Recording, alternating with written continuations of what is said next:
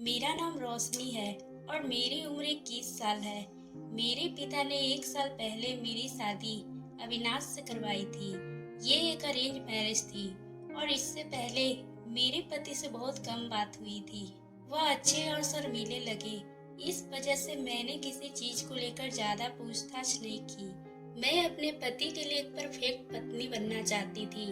लेकिन जब मैं सुहाग रात के दिन बिस्तर पे बैठी थी तो अविनाश का इंतजार करने लगी। तभी वो कमरे में आए। मैं सहम गई और अपनी नजरें नीचे कर ली। वो मेरा हाथ अपने हाथों में पकड़कर मेरे सामने कुछ समय बैठे रहे और बोले, रोशनी, रात काफी हो गई है, तुम सो जाओ। और मेरे पति बेड पर अपनी जगह सो गए। मुझे लगा ये सब शादी की थकान के कारण उन्हें नींद आ रही होगी। फिर मैं भी उनके बगल में लेट गई। जब मेरी नींद खुली तो मैंने देखा विनाश बिस्तर पर नहीं थे। मैं जल्दी से उठकर नहाने चली गई। मेरे पति हमेशा खुद में सिमटे हुए रहते थे। हम भले ही नवविवाहित जोड़े थे, लेकिन फिर भी वह मेरे लिए बहुत ही कम समय निकालते।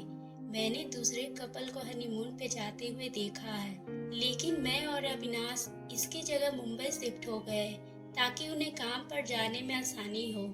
वह हमारे पास एक बड़ा सा घर था और उनमें कुछ नौकर भी थे।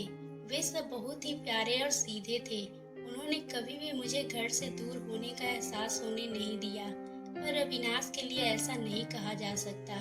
मैं उनके प्यार के लिए तड़प रही थी, क्योंकि वह कभी इसे जाहिर ही नहीं करते थे। वह हमेशा रूखा, सख्त और नाराज से लगते थे। वह मुझे भी कुछ नहीं बताते। उनके सहारे के बगैर मेरे लिए नई जिंदगी में शहर में एडजस्ट करना मुश्किल हो रहा था। कई महीने बीत गए थे, लेकिन मेरे पति ऑफिस के काम में व्यस्त रहते और कोई काम अगर मैं ठीक से नहीं करती तो वो गुस्सा हो जाते थे।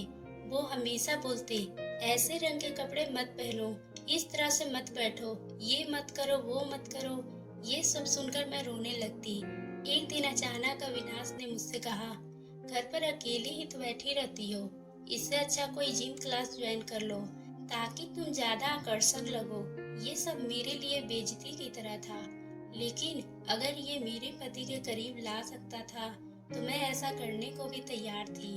अविनाश ने मेरे हर दिन क्लासेस के लिए अरेंज की और तब मेरी पहली मुलाकात हमारे ड्राइवर मोहन से हुई। वह मुझे हर दिन क्लास छोड़ने जाने लगा था और काफी विनम्र और दयालु स्वभाव का था। उसकी स्किन डार्क और बॉडी अच्छी थी।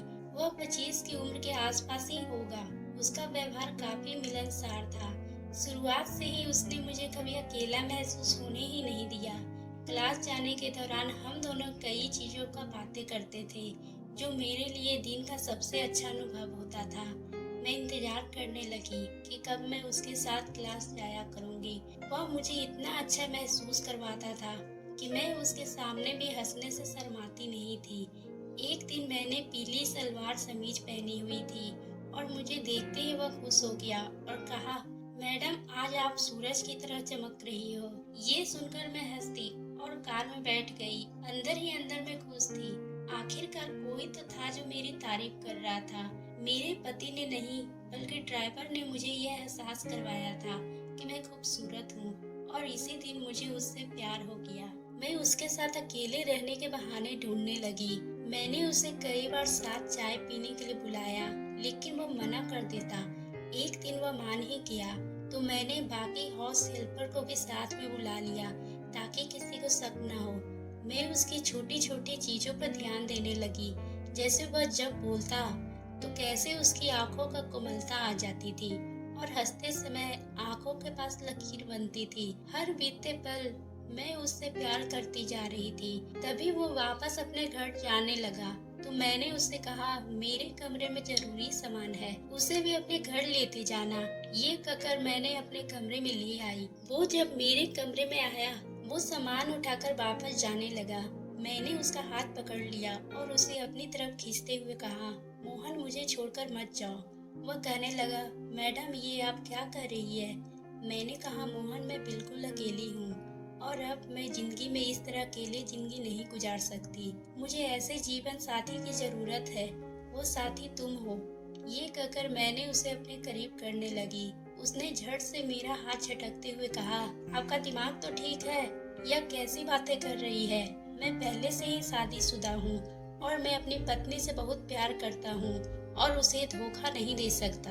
के बाद मुझे भी अपनी गलती का एहसास हो गया और मैंने मोहा से माफी मांग ली। उसने मुझे माफ करते हुए कहा, मैडम आपकी जिंदगी में सब ठीक हो जाएगा, बस आप इंतजार कीजिए, आपको भी एक दिन प्यार जरूर मिलेगा। ये बोलकर वो अपने घर वापस चला गया और मैं भी अपने पति के बारे में सोचने लगी और खुद से वादा किया, अब अविनाश के अलावा मैं किसी के बारे में नहीं सोचूंगी।